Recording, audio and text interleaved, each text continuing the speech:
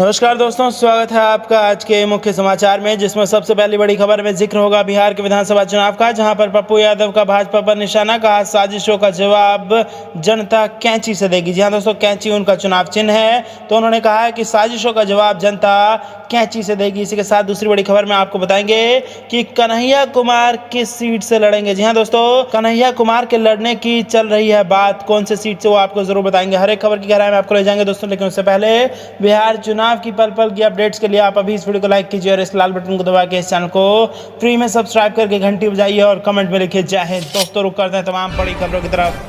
पप्पू यादव का भाजपा पर निशाना, कहा साजिशों का जवाब जनता कैंची से देगी। जी हां दोस्तों, बिहार में विधानसभा चुनाव की सरगर्मी जोरों पर है। बयानबाजी का दौर तेज हो गया है। जन अधिकार पार्टी अध्यक्ष राजेश रंजन उर्फ पप्पू यादव ने भाजपा को निशाने पर लिया है। चुनाव आयोग से पार्टी को नया चुनाव चिन्ह कैंची मिलने पर कहा कि भाजपा के साजिशों का जवाब जनता कैंची से देगी। उन्होंने राजद प्रमुख लालू प्रसाद से बिहार को बचाने के लिए आगे आने की अपील की। पप्पू यादव ने कहा कि नए चुनाव चिन्ह कैंची से हर हाथ को काम मिलेगा और भ्रष्टाचारियों व अपराधियों का खात्मा भी होगा। बुधवार को प्रेस कॉन्फ्रेंस में पप्पू यादव ने कहा कि इस बार लालू प्रसाद से चुनाव में लोगों को बड़ी उम्मीदें हैं। उनकी तरफ पूरा बिहार देख रहा है। बिहार को बचाने के लिए जन अधिकार पार्टी बिना शर्त समर्थन देने को तैयार है। साथ ही उन्होंने कांग्रेस से अपील की कि लोजपा प्रमुख रामविलास पासवान से बात करके महागठबंधन के कुनबे को विस्तार दिया जाए। उन्होंने चुनाव आयोग से प्रधानमंत्री द्वारा की जा रही घोषणाओं पर अविलंब रोक लगाने की भी मांग की।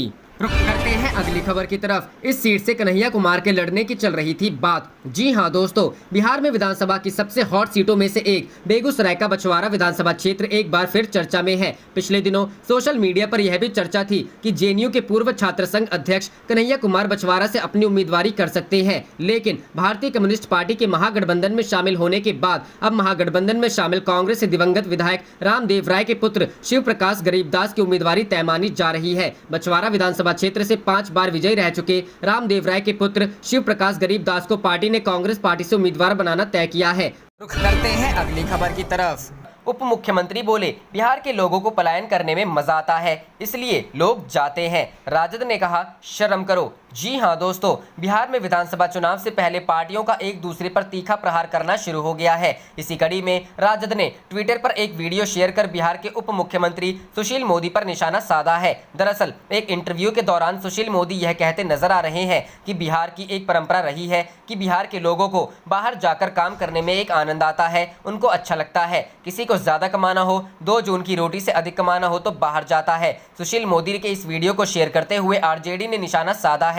आरजेडी ने ट्विटर पर लिखा है बिहार के लोगों को पलायन करने में मजा आता है, रोजी रोटी के लिए बिहारी पलायन नहीं करते। इन मानसिक रूप से दिवालिये सज्जन की माने तो बिहार वासियों को घर परिवार के साथ रहना काटता है। बिहारी मौज मस्ती के लिए पलायन करते हैं और मजे के लिए ही हजारों किलोमीटर भूखे प्यासे गर्मी में लौट आए। क्या इनसे आप स्थिति सुधारने की उम्मीद लगाए बैठे हैं, जो 15 साल बाद इस बेशर्मी से सच में मुकर जाएं? बिहार के लोगों को पलायन करने में मजा आता है। ये मानसिक दिवालिये आजकल आत्मनिर्भर बनने की नसीहत दे रहे हैं। मतलब खोट इनकी सरकार में नहीं, बिहारियों में है जो आत्मनिर्भर नहीं बनते। उनके इस बयान के बाद विपक्ष के नेताओं ने सुशील मोदी पर निशाना साधना शुरू कर दिया है। आरजेडी के विधायक वीरेंद्र ने सुशील कुमार मोदी पर निशाना साधते हुए कहा कि सुशील मोदी तो खुद बिहार के नहीं है, ऐसे में वह बिहार के लोगों का दर्द कैसे समझेंगे। उन्होंने आगे कहा कि अगर सुशील मोदी चुनाव लड़ते और जनता के बीच जाते तब तो उन्हें जनता का हाल पता चलता है, पर जो पिछले दरवाजे से सदन में जाकर राजनीति करते हैं तो जनता का दर्द कैसे समझेंगे। रुक करते हैं अगली खबर की तरफ। बिहार विधानसभा चुनाव में आलू टमाटर की कीमत बढ़ा सकती है मुश्किलें, विपक्ष ने शुरू किया महंगाई को मुद्दा बनाना। जी हां दोस्तों, बिहार विधानसभा चुनाव से ठीक पहले आलू, प्याज और टमाटर की कीमतों में उछाल से सरकार की धड़कनें बढ़ गई है। सरकार ने प्याज के निर्यात पर रोक लगाकर बढ़ते दामों को नियंत्रित करने की कोशिश की है, पर आलू और टमाटर अब भी लाल है। सरकार का मानना है कि प्याज की कीमतों पर अंकुश लगाने का उसके पास तंत्र है, पर आलू टमाटर पहुंच से बाहर है। इससे एनडीए की मुश्किलें बढ़ सकती है। सरकार की मुश्किल यह है कि विपक्ष ने अभी से महंगाई को सियासी मुद्दा बनाना शुरू कर दिया है। आवश्यक वस्तुओं की कीमतों के नियंत्रण में रखने की जिम्मेदारी केंद्रीय उपभोक्ता मंत्रालय की है। इस मंत्रालय का प्रभार लोक जनशक्ति पार्टी के वरिष्ठ नेता रामविलास पासवान के पास है। लिहाजा विपक्ष इस मुद्दे पर भाजपा, जेडीयू और लोजपा को घेरने की पूरी कोशिश करेगा। कोरोना महामारी की वजह से लोग पहले ही मुश्किलों से गुजर रहे हैं। उपभोक्ता मंत्रालय के सचिव लीना नंदन ने कहा कि प्याज की बढ़ती कीमतों पर अंकुश लगाने के लिए निर्यात पर पर रोक लगाई गई है। इसके साथ मंत्रालय कई दूसरे कदम भी उठा रहा है। प्याज की कीमत पहुंच से बाहर होती है तो केंद्र सरकार के पास बफर स्टॉक भी मौजूद है। पिछले साल के मुकाबले इस बार लगभग दोगुने प्याज का बफर स्टॉक बनाया गया है। सरकार के पास इस साल करीब 1 लाख टन प्याज का बफर स्टॉक है। पिछले साल 57,000 टन था। रुख करते हैं अगली खबर की तरफ। प्रधानमंत्री के 1.25 लाख करोड़ के पैकेज में से एक पैसा बिहार को नहीं मिला। जी हां दोस्तों, बिहार प्रदेश कांग्रेस की वर्चुअल रैली बिहार क्रांति महासम्मेलन में बुधवार को सांसद और बिहार प्रभारी शक्ति सिंह गोहिल ने कहा कि बिहार में चुनाव आते ही प्रधानमंत्री नरेंद्र मोदी की तरफ से चुनावी पैकेज देने घोषणा शुरू की जा चुकी है। उन्होंने कहा कि हाल ही में मुंबई के सूचना के अधिकार के तहत मांगी गई रिपोर्ट में खुलासा हुआ कि बिहार में प्रधानमंत्री के पिछले चुनावी घोषणा के 1.25 लाख करोड़ रुपए के पैकेज में 1 रुपया भी बिहार को नहीं मिला। गोहिल ने कहा कि बिहार परिवर्तन की धरती है और बिहार के लोगों ने बदलाव का मन बना लिया है और इस बार मतदान की ताकत सबक सिखाने को तैयार है। नवनिर्वाचित महासचिव और केरल के प्रभारी तारिक अनवर ने कहा कि बिहार में 15 साल में बहुत कुछ किया जा सकता था, लेकिन जब समीक्षा की जाती है तो हकीकत कुछ और बयान करती है। उन्होंने कहा कि गंगा जमुना तहजीब में बिहार पला बढ़ा है। यही कारण है कि ध्रुवीकरण की राजनीति को बिहार नकारता रहा है। महिला कांग्रेस की राष्ट्रीय अध्यक्ष सुष्मिता देव ने कहा कि देश की सीमाओं पर रक्षा करने वाले सैनिक भाइयों की तरह ही बिहार में जीविका दीदी, आंगनबाड़ी कर्मियों और आशा कर्मियों ने कोरोना काल में काम किया, लेकिन बिहार की सरकार ने उनके वेतन को रोकने का काम किया।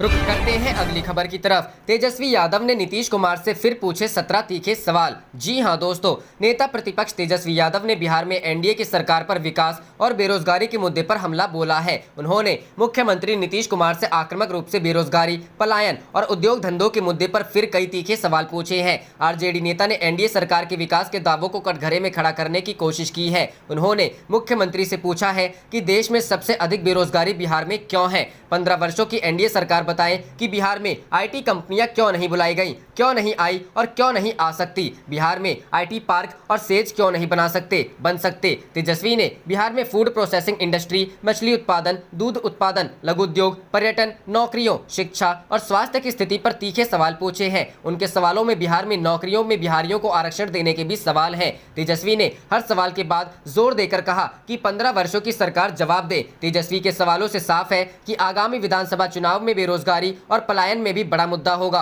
बिहार में केला, मकई, मखाना, चावल, गन्ना, आलू, लीची, आम इत्यादि अनेकों विश्व प्रसिद्ध अनाज, फल, सब्जियों का इतना उत्पादन होता है तो फिर इन सभी से संबंधित खाद्य प्रसंस्करण उद्योग 15 वर्षों में क्यों नहीं लगाए गए और क्यों नहीं लग सकते। 15 वर्षों की सरकार जवाब दे। 15 वर्षों की सरकार बताए कि बिहार में तमाम मछली उत्पादन संबंधित संसाधन होने के बावजूद मछली उत्पादन को बढ़ावा देकर मछुआरों की आमदनी और उत्पादन क्यों नहीं बढ़ा सकते। 15 वर्षों की नीतीश सरकार बताए बिहार में इंडस्ट्री स्पेसिफिक क्लस्टर क्यों नहीं लगाए जा सकते। बिहार का दूध, घी, मक्खन, चीज, पनीर, खोया इत्यादि दूसरे प्रदेशों और देशों में क्यों नहीं भेजा जा सकता। बुनकर उद्योग, लघु उद्योग और हथकरघा उद्योग के लिए क्या किया। बड़े पैमाने पर इन उद्योगों को बढ़ावा क्यों नहीं दिया जा रहा। बिहार में पर्यटन की असीम संभावनाएं हैं। बिहार को अब तक पर्यटन केंद्र के रूप में विकसित क्यों नहीं किया। सरकार विभिन्न विभागों में लंबित 4.5 लाख से अधिक रिक्तियों पर नियुक्तियां क्यों नहीं करती। नियुक्ति, भर्ती परीक्षा और प्रक्रिया को पारदर्शी तथा नियमित क्यों नहीं करती। सरकार बिहार के स्थायी निवासियों के लिए 90% नौकरी आरक्षित करने का प्रावधान करने वाली हमारी डोमिसाइल नीति की मांग स्वीकार क्यों नहीं करती। आपने 15 वर्षों में बिहार में कुल कितनी नौकरियां प्रदान की। 15 वर्षों में हुई कुल नियुक्तियों का जिलेवार और वर्गवार आंकड़ा प्रस्तुत करें।